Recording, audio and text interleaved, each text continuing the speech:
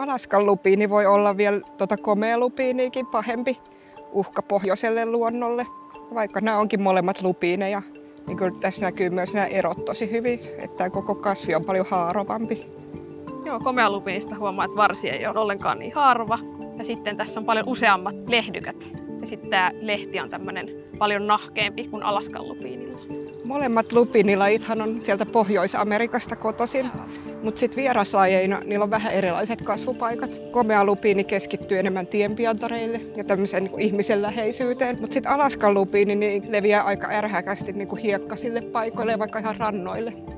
Joo, ja on tosi tärkeää pysäyttää tämä leviäminen ihan alkuunsa. Lupiinit leviää siemenestä tosi tehokkaasti, esimerkiksi vaikka ihmistoiminnan mukana, eli autojen, renkaiden, kengänpohjien mukana, tai sitten ihan virtavesissä virtojen mukana, ja ne voi levitä sitä kautta niin kuin hyvin kauaskin. Ei päästetä Alaskan lupiinia villiintymään herkkään pohjoiseen luontoon.